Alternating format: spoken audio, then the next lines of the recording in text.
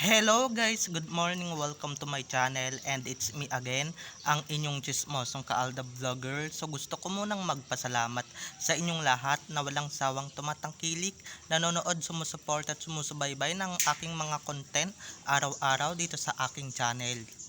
So eto wag ninyong babaktawan o lalaktawan tong ating main topic for today's video. I'm sure na hindi ninyo pagsisisihan na pinanood nyo to mula umpisa hanggang hulihan.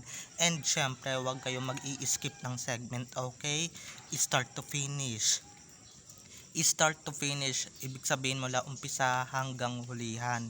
And syempre i-share nyo to sa mga social media platforms ninyo, okay?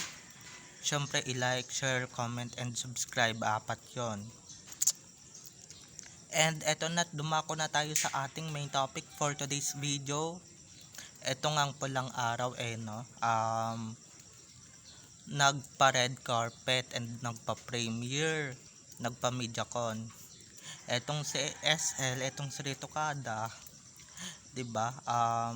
Hilig-hilig magpapansin, halos yung suot niya halos labas na yung kalahati ng kaluluwa niya. Pero etong si Tisoy, etong si Alden napaka good boy din naman, no? Hindi niya pinansin at hindi niya no pansin siya sa retokadang pokpokers na yan. Kahit ano pang suotin mo, maghubad ka pa sa harapan niya, hindi ka lilingunin niya ni Alden, buti nga sa'yo. So eto na guys, watch this. Mamaya ipapaliwanag ko sa inyo ng buong buo. So ito na guys, watch this.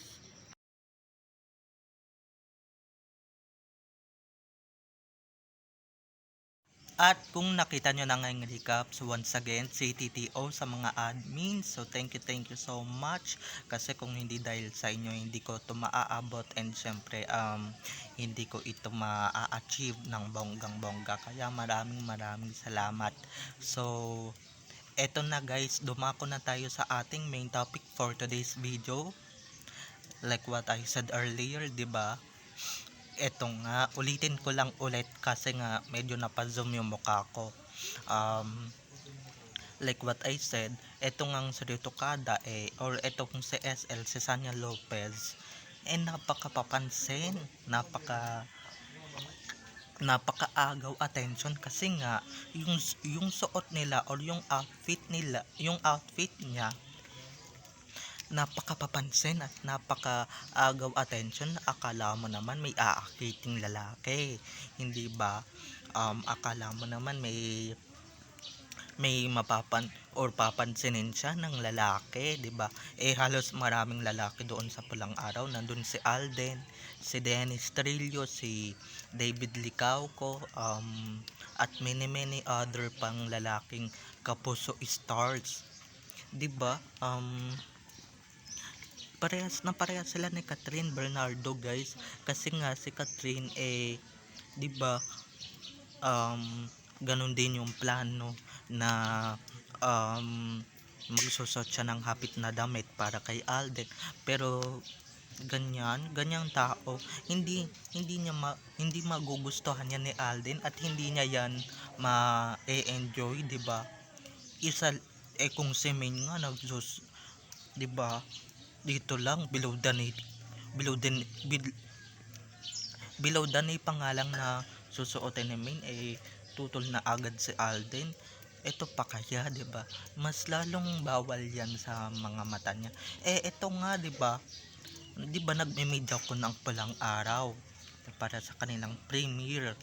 Ganon yun kasi pag nagpe-premiere na sa TV, malapit na mag-premiere sa TV, mag-aano na yan, magme-media con or magpre-press conference. Eto nga, 'di ba magkatabi si Alden pati si Sanya Lopez? Eto nga ang eksena. Mas pinipili pa ni Alden or mas pinapansin pa ni Alden ang kapwa niya Twin Academy na si Barbie Forteza kesa doon sa retokadang pokpokers na 'di ba, yung suot halos kita na yung kalahati ng kaluluwa. Akala mo naman okay lang sana kung yung ipapakita mo natural na dibdib, halatang-halatang gawa lang naman yan, hindi naman umaalog yan. Mas buti pa si Rochelle, kasi si Rochelle 'di ba doon na nakilala, doon na sumikat, 'di ba yung sex bomb. Pero siya hindi naman siya dancer, hindi naman siya hostess para magsususot ng ganon. Talagang halatang-halatang may motive, 'di ba? Halatang-halatang nagpapapansin at nagpapa-charming doon sa isa na loyal sa kanyang misis na, 'di ba? Mas chinichika niya pa si Barbie, 'di ba? Si Barbie Fortesa na kaibigan niya since party Pilipinas pa lang. Mas pinipili niya pa yung tsikahin kaysa doon sa retokadang pokpok na si SL, hindi ba? Medyo medyo bastusin kasi yung suot, 'di ba?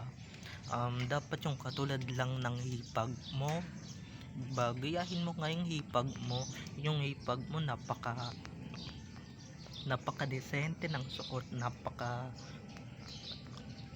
wholesome ng suot, 'di ba? Hindi ka naman totally bold star para maggagaganon.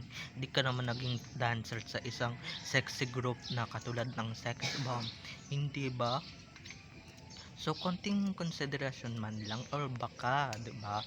Or baka nagpapapansin doon sa isang executive na alam nating may hawak sa kanya, hindi ba? Alam ko yan kasi nga medyo napagchichismisan namin yan ng lola ko, at medyo nagiging topic namin yan, 'di ba, na medyo may naghahawak diyan, kaya wag tayong magtaka kung ba't lagi siyang kasama doon sa project, hindi ba? Nung pinipinish pa lang ang pura ang pulang araw noon, ha, maikwento ko lang, wala naman siya doon sa cast, biglang bigla nandun siya, 'di ba? So baka mamaya isinaksak na naman siya ng nag-aalaga sa kanyang executive. So hindi ko na lang papangalanan kung sino itong executive na ito, basta naghahawak siya. Presidente na siya ngayon ng Katuso Network, okay, or CEO na siya ng Kanguso Network, 'di ba? So doon pa lang mga ka-ADN, 'di ba? Mahahalata mo na talaga na may motibo, and syempre hindi malinis ang motibo ni SL, 'di ba? Eto nga, 'di ba? Mapunta tayo kay KB dahil tapos na tayo kay SL. Eto ding si KB, no, diretso medyo papansin din or talagang papansin lang kayong dalawa. Kasi nga etong si KB medyo sexy din ang suot. Hindi naman medyo, talagang sexy ang suot, 'di ba? Kita na yung kalahati ng hinaharap niya or ng papaya niya, na dapat pupunta diyan si Alden Richards, kaso nga nung nalaman may ganong fraud number si Sakang at baka siya madamay, 'di ba? Eh ano Hindi na lang siya pumunta at hindi na lang niya pinilit yung sarili niyang pumunta, kahit na grand ambassador pa siya ng Century Tuna or ng City na sardinas, 'di ba?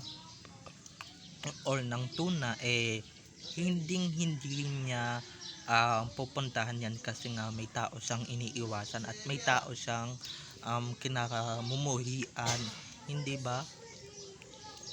Na akala nyo kung sino na nagpapasexy. Hindi ko alam kung ginagawa niya yun para magpapansin kay ex or magpapansin dito sa dinidikit sa kanya na si Alden Richards, hindi ba? Alam na alam ko yun. Naku, medyo ano yan si Catherine, no, medyo nag-iba na ang ugali, medyo nag-iba na ang image, hindi na yung katulad dati na wholesome, pero yung pagka wholesome niya ng 11 years naging naging naging ano ba yun, naging balahura na deep inside, 'di ba? Nagbabarbar na nga yan, and syempre sasayaw na nga yan ng mga pasay-pasexin na hindi din naman talaga sinasang-ayunan noon ni DJ, ni Daniel, na kanyang boyfriend noon. 'Di ba nung nagkaroon lang ng Sarsuela Part 2, nagagaganyan na, pareho lang naman ko ni SL na bokya na hindi pinapansin si SL noon sa MediaCon, tas ikaw hindi ka pa pinuntahan, 'di ba? Or hindi pa pinuntahan ni Alden yung event kung saan kasama ka ng bonggang-bongga, or ano ka ng bonggang-bongga, 'di ba? Kaya yung mga sexing babae diyan, yung mga nagpapapansin na babae diyan, di kayo magtatagumpay, hanggang diyan lang kayo, 'di ba? You're not main, at huwag kayo mag-ilusyon na papansinin kayo niyan, kasi ayaw niya sa mga hapit ang kaluluwang mga damit or mga suot, 'di ba? So bye na mga ka-ADN, have a nice day, keep safe and God bless, I love you all, bye bye.